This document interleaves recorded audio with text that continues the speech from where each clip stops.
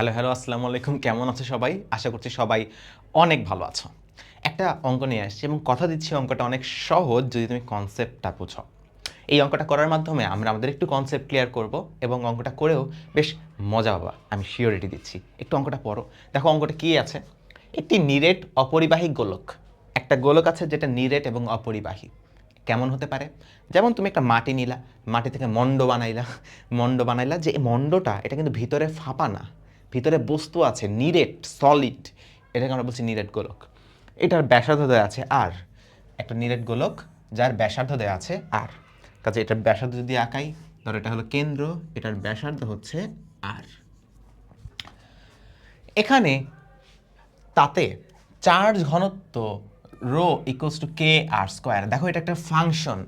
Charge ঘনত্ব মানে হচ্ছে একক আয়তনে কি পরিমাণ চার্জ আছে, একক আয়তনে কি পরিমাণ চার্জ আছে, চার্জ ঘনত্ব। এবং এটা কিন্তু চেঞ্জ হবে। তুমি যদি কে এর মান চেঞ্জ করো, আর এর মান চেঞ্জ করো, তাহলে কিন্তু ঘনত্বটাও চেঞ্জ হবে। প্রশ্ন আসতে পারে কে আর এগুলো আবার কি জিনিস। দেখো তো এখানে কে একটি ধ্রুবক এবং আর হলো গোলকের কেন্দ্র থেকে যে কোনো বিন্দুর দূরত্ব। কে তো চেঞ্জ হচ্ছে না, কে তো ধ্রুবক। আর কি? আর হলো এই গোলকের কেন্দ্র থেকে যে কোনো পয়েন্টের, এই যে কেন্দ্র, এই কেন্দ্র থেকে তুমি যে কোনো একটা পয়েন্ট নাও, এই পয়েন্টের দূরত্বটা হচ্ছে আমাদের আর।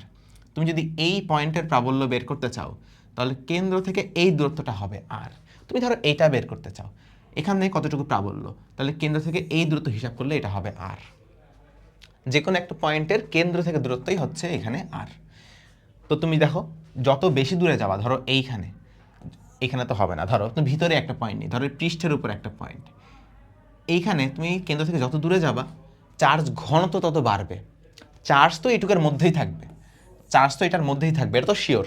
চার্জ তো এমন না যে একদম ছড়ায় ছিটায় বলবে ঠিক আছে টাটা বাই বাই আমি চলে গেলাম, এমনটা তো হবে না। চার্জটা কিন্তু এটার মধ্যেই থাকবে। এখন এটার মধ্যে তুমি কেন্দ্র থেকে যত দূরে যাবা চার্জের ঘনত্বটা তত বাড়বে। একদম কেন্দ্রে চার্জের ঘনত্ব খুবই কম, যত দূরে যাবা, এই যে দূরে আসলাম একটু, ঘনত্ব একটু বেশি, আর একটু দূরে গেলাম, ঘনত্ব আরও বেশি। বুঝতে পারছো? আইডিয়া ক্লিয়ার হয়েছে?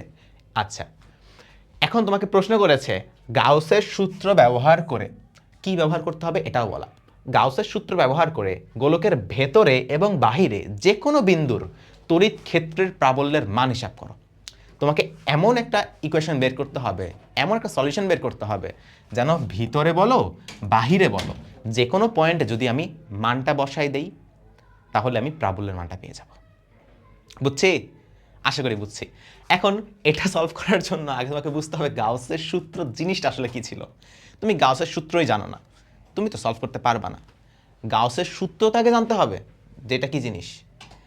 গাউসের সূত্র দেখো, আমাদের মহামান্য বিজ্ঞানী গাউস কি বলেছিলেন?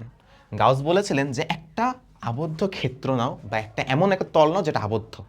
এখানে আমরা বৃত্ত তো না, সরি, গোলক নিয়ে আলোচনা করতেছি। তো একটা গোলক নেই, দেখো আমি একটা গোলক নিই, এই দেখো একটা গোলক, আর একটা গোলক নিব, দরকার নেই একটা গোলকই থাক।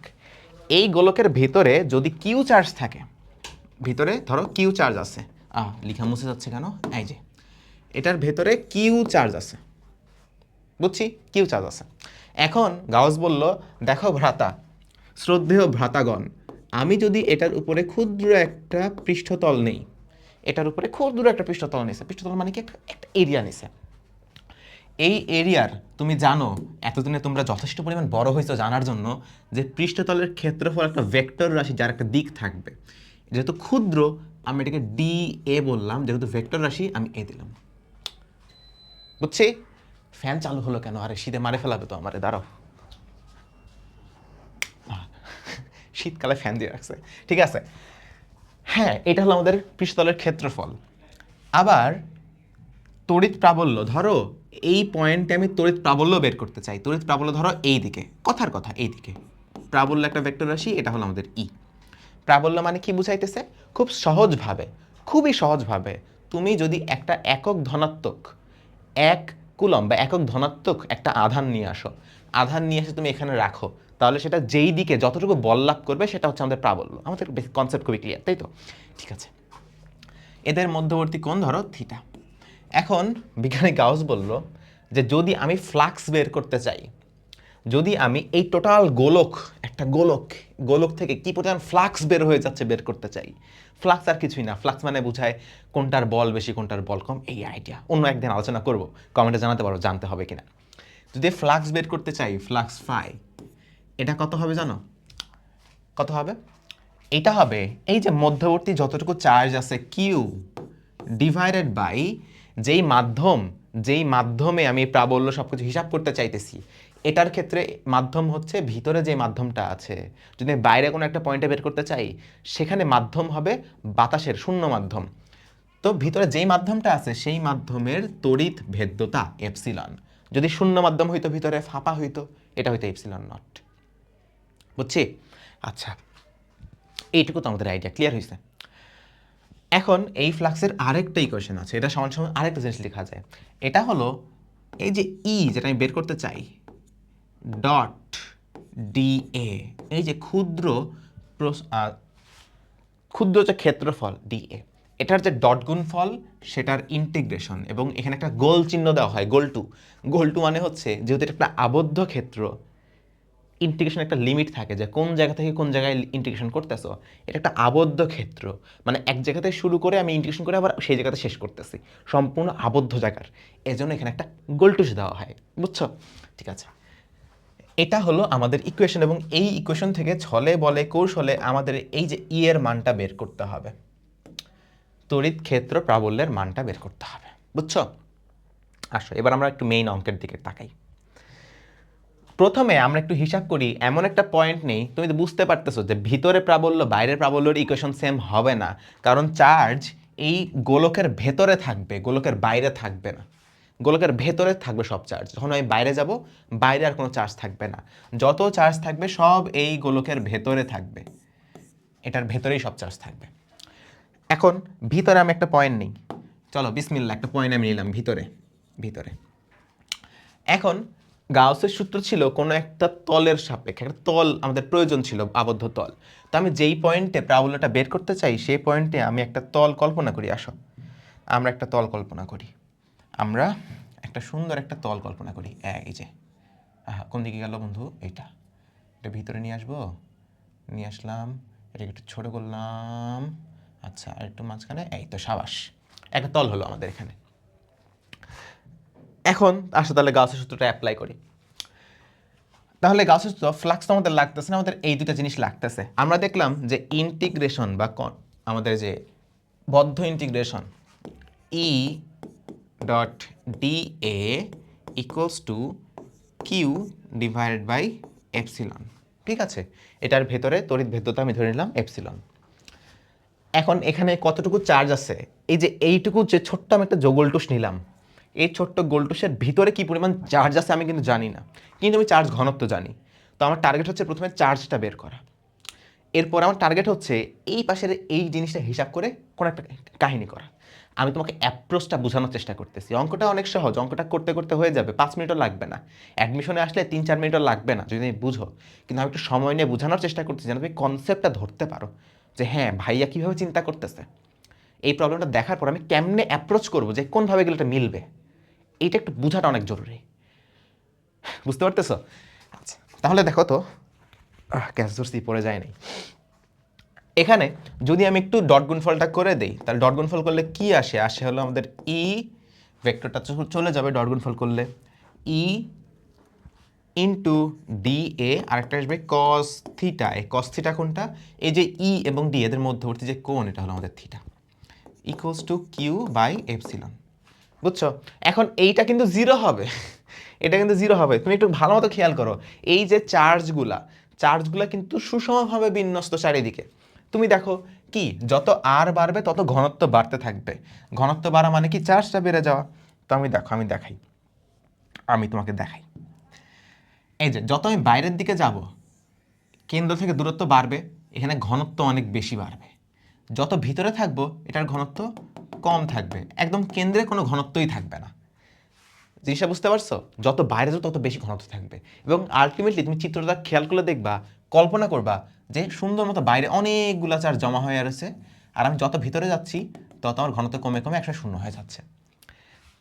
এখন তুমি যদি একটা পজিটিভ চার্জ নিয়ে আসো এখানে, একটা পজিটিভ চার্জ ধরো আমি এটার উপরে, বা আমি ধরো এই পয়েন্টটা হিসাব করতেছিলাম, ধরো আমি এই পয়েন্টে একটা পজিটিভ চার্জ নিয়ে আসলাম, সুন্দর মতো কুট্টুস একটা পজিটিভ চার্জ নিয়ে আসলাম। এই পজিটিভ চার্জটা কিন্তু তোমার বাইরে এই দিকে ধাক্কা খাবে, একদম লম্ব বরাবর একটা ধাক্কা খাবে, তাই না? আর লম্ব বরাবরই তো আমাদের পৃষ্ঠের যে তলটা, সেই তলের দিক, এটা তো এই লম্ব বরাবর। আবার একটা পজিটিভ চার্জ এখানে নিয়ে আসলে সেটা ওই লম্ব বরাবরই ধাক্কা খাবে। কাজেই এই দুটার দিক সেম। এখানে থিটার মান 0 ডিগ্রি, থিটার মান যদি আমি 0 ডিগ্রি বসাই তাহলে আলটিমেটলি থিটা 0 কস 0 মান হবে আমাদের 1। তাহলে E d A equals to Q by epsilon. আরেকটা মজার কথা বলবো তোমাকে, শুনতে চাও? দেখো, প্রত্যেকটা পয়েন্ট কিন্তু সিমিলার টাইপের, প্রত্যেকটা পয়েন্ট কিন্তু সিমিলার, প্রত্যেকটা পয়েন্ট কিন্তু সিমিলার, কেন্দ্র থেকে সবার দূরত্ব সমান, একই ধরনের একটা জিনিস না? তাহলে প্রত্যেকটা পৃষ্ঠের প্রত্যেকটা জায়গায়, এটা তো আমি একটা কাল্পনিক একটা তল ধরে নিলাম, আমার যে মূল গোলক সেটা তো এই যে বাইরের এই গোলাপি জিনিসটা, আমি ভিতরে আমার হিসাবের সুবিধার জন্য একটা তল চিন্তা করতেছি। এখানে প্রত্যেকটা তল সিমিলার টাইপের না, তাহলে প্রত্যেকটা তলে আমার যে ধাক্কা বা প্রাবল্য সেম হওয়ার কথাটা, সেমই তো।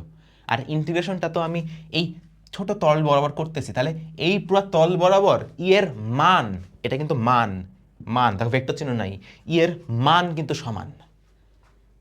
দিক আলাদা হইতে পারে, এই দিক ওই দিক ওই দিক ওই দিক ওই দিক, না জানি কোন দিক, মান কিন্তু সমান।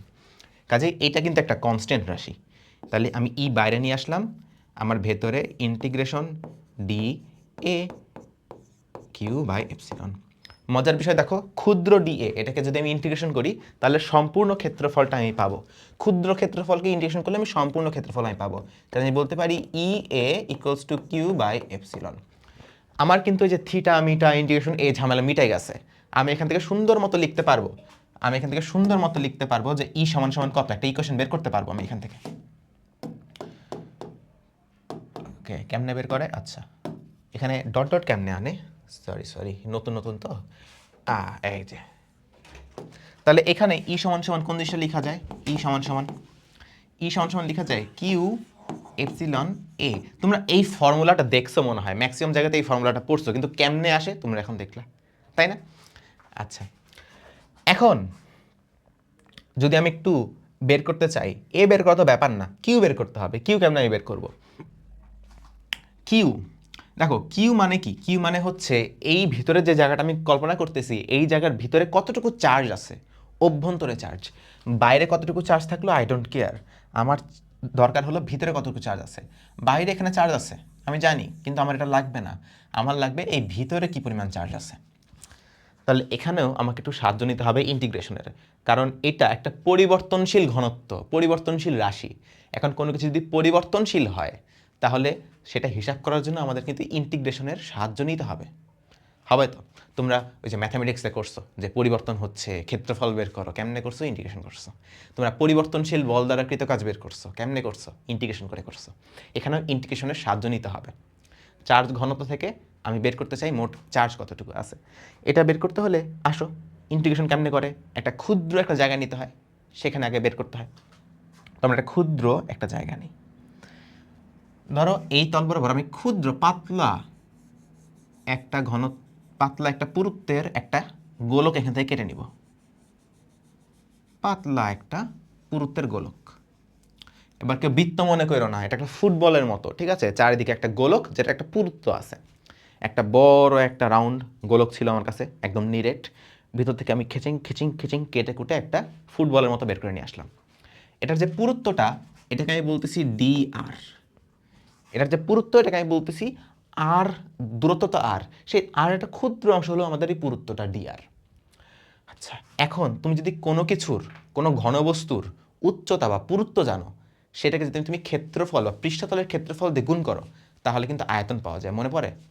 যেমন আমরা দেখেছিলাম এই যে তোমার একটা, এগুলো তোমার পড়ছো না, এই যে মনে করো একটা তোমার এরকম একটা ঘনত্ব না, একটা ত্রিমাত্রিক একটা বস্তু, এটার উচ্চতা যদি এইচ হইতো, এটার যে ক্ষেত্রফল পৃষ্ঠতলের ক্ষেত্রফল যদি এ হইতো, তাহলে আয়তন আমরা কেমনে পাইছি? উচ্চতা আর ক্ষেত্রফল আমি গুণ করে দিছি, এইচ আর এ আমি গুণ করছি। মনে পড়ে কিছু? ব্রেনে একটু বাটনে চাপ দাও যে মনে পড়ে কি না। মনে পড়ে? তাহলে এইখানেও কিন্তু আমরা আয়তনটা সেভাবে বের করতে পারবো, এখানেও আয়তনটা সেভাবে বের করা যাবে। তাহলে এই যে ক্ষুদ্র জায়গা, এই ক্ষুদ্র জায়গার আয়তনটা কত? কেন ক্ষুদ্র জায়গা নিলাম? কারণ এটা পরিবর্তন হচ্ছে। আমি যদি ক্ষুদ্র একটা জায়গা নেই, ক্ষুদ্র জায়গায় তো পরিবর্তন হয় না, তেমন একটা পরিবর্তন হয় না। এই জন্য আমি ক্ষুদ্র একটা জায়গার আয়তনটা বের করব। ক্ষুদ্র জায়গার আয়তনটাও ক্ষুদ্র হবে, ডিভি হবে। ডিভি কত? ক্ষুদ্র উচ্চতা গুণন পৃষ্ঠতলের ক্ষেত্রফল। দেখো, কেন্দ্র থেকে দূরত্ব হলো আমাদের আর, ছোট হাতের আর, তাই না? কেন্দ্র থেকে দূরত্ব ছোট হাতের আর। আচ্ছা, ছোট হাতের আর। তাহলে এই যে ক্ষুদ্র একটা পুরো একটা গোলক, এটার পৃষ্ঠতলের ক্ষেত্রফল কত? 4πr²। 4πr² গুণন ক্ষুদ্র পুরুত্ব dr। হ্যাঁ, তাহলে আমি যদি এখান থেকে সম্পূর্ণ, আচ্ছা, ক্ষুদ্র পুরুত্ব dr, তাহলে আমি এখানে ক্ষুদ্র একটা আয়তন পাইলাম। এই আয়তনটা এতটাই ক্ষুদ্র যে এইটুকু জায়গার মধ্যে ঘনত্ব তেমন একটা চেঞ্জ হয় না। এখন ঘনত্ব মানে কি? রো মানে কি? ঘনত্ব মানে হচ্ছে আমার চার্জ ভাগ আয়তন। তাহলে একক আয়তনে কি পরিমাণ চার্জ আছে সেটা হচ্ছে আমাদের ঘনত্ব। তাহলে এখন তুমি বুঝতে পারতেছো, যদি আমি চার্জ বের করতে চাই তাহলে ঘনত্বের সাথে আয়তনটা গুণ করলেই আমি চার্জ পাবো। কাজে আমি যদি ক্ষুদ্র একটা চার্জ ডিকিউ বের করতে চাই যে এইটুকু ক্ষুদ্র আয়তনে কি পরিমাণ ক্ষুদ্র চার্জ আছে, সেটা হবে 4πr² dr, যেটা ছিল ভি, যেটা ছিল সেটার সাথে চার্জ ঘনত্ব এটা গুণ হয়ে যাবে kr²। একটু হিসাব করি আমরা। 4πkr⁴ dr, এটা হলো আমাদের ডিকিউ, এটা হলো আমাদের ডিকিউ। এখন বাবারা একটু বলো তো, বাবারা বা মায়েরা যারা যারা আছো তোমরা, যদি আমি ডিকিউ জানি সম্পূর্ণ কিউ বা মোট কতটুকু চার্জ আছে বের করতে চাই, তাহলে ইন্টিগ্রেশন করতে হবে। কিউ সমান সমান কত আসবে? Integration 4πkr⁴ dr। লিমিট দিতে হবে তো, কোন জায়গা থেকে কোন জায়গায় আমি ইন্টিগ্রেশনটা করতেছি। চার্জ কিন্তু একদম তোমার সেন্টার থেকে, চার্জ কিন্তু একদম তোমার এই যে সেন্টার থেকে একদম এই পয়েন্ট পুরো জায়গা জুড়ে আছে, একদম সেন্টার থেকে আর দূরত্ব পর্যন্ত পুরো জায়গা জুড়ে এই সম্পূর্ণ চার্জটা আমি নিব, তাই না? এই সম্পূর্ণ চার্জটা আমি নিব, বাইরের কোনো চার্জ আমি নিব না। তাহলে এইটা আমি কেমনে হিসাব করব? লিমিট তাহলে কি দিব? লিমিট দিব আমি 0 থেকে এই যে আর দূরত্ব, এই যে আর দূরত্ব পর্যন্ত। তাহলে 0 থেকে আর। এবার আসলে ইন্টিগ্রেশনটা আমরা এখানে করি। কিউ সমান সমান কত আসে তাহলে? ইন্টিগ্রেট করো। 4πk, এগুলো তো ধ্রুবক। 4πk ইন্টিগ্রেশন 0 থেকে r⁴ dr। এরপরেরটা তোমাদের জন্য দুধ ভাত বা পান্তা ভাত, তোমাদের যেটা পছন্দ মনে করে নাও। এটা হবে r⁵ ডিভাইড বাই 5 এবং ইন্টিগ্রেশনের লিমিট থাকবে 0 থেকে r। তাহলে অ্যান্সার কত আসে? লিমিটটা বসাই দিলে তুমি পাবা r⁵ ডিভাইড বাই 5। মজার বিষয়, তাহলে আমরা কিউ পেয়ে গেলাম। এ কত হবে বলো তো? এ কত? এ তো আমরা একটু আগে বের করলাম। এ কোনটা? এ হচ্ছে আমি যে তলটা কল্পনা করছি, গাউস যে তলের কথা বলছে সেই পৃষ্ঠতলের ক্ষেত্রফল। আমরা এখানে গাউসের কোন তলটা নিছি? যেই পয়েন্টে প্রাবল্য বের করব সেই পয়েন্টের সাথে একটা তল নিছি। এই তলের পৃষ্ঠতলের ক্ষেত্রফল হবে 4πr²। তাহলে এবার বাকিটুকু বাচ্চাও পারবে। ই সমান সমান কত হবে? মান বসাও, কিউ এর মান বসাও। কিউ এর মান হলো 4πkr⁵ divide by 5 divide by epsilon, এবং এর মান কত? 4πr²। এই যে 4π কাটা, 4π কাটা, r² কাটা, r⁵ কেটে আর কিউব হলো। তাহলে এটা আসবে কত এখান থেকে? এটা আসবে E equals to k r³ divided by epsilon not, divide by epsilon not. আর কিছু থাকলো না? আর কিছু থাকতেছে না। এইটা হলো আমাদের অ্যান্সার। কখন? যখন এই বিন্দুটা, আমরা যেই বিন্দুর প্রাবল্য বের করতেছি, এই প্রাবল্যটা যদি গোলকের ভেতরে হয়। আচ্ছা, এখন আমাদের তো গোলকের বাইরেও করতে হবে, শুধু ভেতরে তো হবে না, সিনারিও তো অনেক অন্যরকমও হইতে পারে। এই পয়েন্টটা তো গোলকের বাইরেও হইতে পারে। তাহলে আসো তো গোলকের বাইরে বের করি। গোলকের বাইরে বের করলে কত হবে? দেখো, তাহলে গোলকের বাইরে কোনো একটা পয়েন্ট নাও, এই পয়েন্টটা নিলাম আমি। ধরো এই পয়েন্টে একটা প্রাবল্য আছে ই, সব কিছু কিন্তু সিমিলার, এভরিথিং ইজ সিমিলার। এখন এখানে আমি একটা কাল্পনিক একটা তল কল্পনা করে আসো। এই দেখো, তো আমি একটা তল কল্পনা করলাম। এই যে এখানে আমি নিলাম একটা তল কল্পনা হইলো এই। হয়েছে না? হয়েছে হয়েছে হয়েছে। বাইরে একটা তল নিলাম, লাল দেখা যাচ্ছে, লাল। এখানেও কিন্তু সব কিছু সিমিলার। আগে আমি যা যা ভুচুং ভাচুং গল্প করছি সবই সিমিলার, যে প্রত্যেকটা পয়েন্টে ই এর মান সমান, ই এর দিক আর তলের দিক সেম, থিটার মান 0 ডিগ্রি, সব কিছু সেম, সব কিছু সিমিলার। এখানে তুমি যে ইন্ডিকেশন করবা, ক্ষুদ্র একটা প্রস্থ, ক্ষুদ্র একটা তোমার পুরুত্ব নিবা, তারপরে তুমি এভাবে ইন্টিগ্রেশন করবা যে এই ক্ষুদ্র পুরুত্ব, এটারও দূরত্ব আর, সব কিছু দেখো সিমিলার, সব সিমিলার। এটার যে দূরত্ব, কেন্দ্র থেকে দূরত্ব, এটাও কিন্তু আর, সব কিছু সিমিলার। তাহলে কেন্দ্র থেকে দূরত্ব আর, এই ক্ষুদ্র পুরুত্ব হবে ডি আর, ইন্টিগ্রেশন করবা, হেনতেন করবা, এখান থেকে কিউ এর ওই একই মান আসবে, সেম প্রসেসে সেম জিনিস একই মান আসবে। যদি আমি বাহিরে হিসাব করি, এটা আমাদের ছিল ভেতরে, এটা আমাদের ছিল ভেতরে বা অভ্যন্তরে, এবার আমরা বাহিরে বের করি। বাহিরেও কিন্তু সিমিলার প্রসেসে কিউ এর একটা ইকুয়েশন আসবে, তাই না? অন্তত ইন্টিগ্রেশন পর্যন্ত তো আসবে, এইটুকু পর্যন্ত তো আসবে, ক্ষুদ্র ডিকিউ পর্যন্ত এটুকু তো আসবে। এইটুকু পর্যন্ত আগে নিয়ে আসি, ক্ষুদ্র ডিকিউ কেমনে আসবে? ওই যে ক্ষুদ্র একটা পুরুত্ব নিবা, পুরুত্ব নিয়ে তুমি যে 4πr² দিয়ে গুণ করবা, তাহলে আয়তন পাবা, ক্ষুদ্র আয়তন। সেটাকে এই যে আবার এটা দিয়ে গুণ করবা, ঘনত্ব দিয়ে গুণ করবা, গুণ করে ডিকিউ এর একটা ভ্যালু তো পাবা। এইটুকু পর্যন্ত আগে নিয়ে আসো। 4πk r⁴ dr, এটুকু তো আমি পাইলাম। মজার বিষয়টা এখানে, তাহলে কিউ পেতে হলে ইন্টিগ্রেশন করতে হবে 4πk r⁴ dr। এখন যে ইকুয়েশনটা আমরা লিখছি, এই যে ইকুয়েশন, এই যে চার্জ ঘনত্ব হেন তেন সব কিছু, এই চার্জ কোন জায়গা পর্যন্ত আছে আসলে? দেখো তো, চার্জ কিন্তু আসলে এই জায়গা পর্যন্ত আছে। চার্জটা সেটা কিন্তু আসলে শুধুমাত্র এই জায়গা পর্যন্ত আছে। কোন রং নিব? এই রংটা নিই। শুধু কিন্তু এই যে এই গোলকের ভিতর পর্যন্ত আছে, গোলকের বাইরে কিন্তু কোনো চার্জ নাই। গোলকের বাইরে যে রেজিয়নটা, এই যে রেজিয়ন, এখানে কিন্তু কোনো চার্জ নাই। তাহলে আমাকে যদি আমি চার্জের পরিমাণটা বের করতে চাই, এখান থেকে শুরু করা মন চাইলে একদম ইন্টিগ্রেশন করে দিলাম এতটুকু পর্যন্ত, করা যাবে না। তোমার ইন্টিগ্রেশন করতে হবে যতটুকু জায়গা পর্যন্ত চার্জ আছে, ততটুকু জায়গা পর্যন্ত ইন্টিগ্রেশন করতে হবে। কাজেই শূন্য থেকে শুরু করে, কেন্দ্র থেকে শুরু করে, এই যে পৃষ্ঠতল, আমার যে গোলকটা, যে প্রশ্নে যে গোলকটা দিছে, যতটুকু পর্যন্ত চার্জ আছে সেইটা পর্যন্ত হিসাব করতে হবে। এটার কত? এটার ব্যাসার্ধ কত? ব্যাসার্ধ হচ্ছে আর। কাজে আমার ইন্টিগ্রেশনটা কতটুকু পর্যন্ত হবে? যতটুকু জায়গা পর্যন্ত চার্জ আছে, 0 থেকে আর। বুঝছি? বুঝছি কিন্তু, নাকি বুঝি নেই? আশা করি আমরা বুঝছি। বুঝছি না ভাইয়া? বুঝছি। তাহলে দেখো তো, এটা তো আগে থেকে ধ্রুবক, 4πk 0 থেকে আর r⁴ dr। হিসাব করো, আগের মতো আসবে 4πk r⁵ ডিভাইড বাই 5, ইন্টিগ্রেশনের ফল 0 থেকে আর। মানটা বসায় দাও, 4πk r⁵ ডিভাইড বাই 5।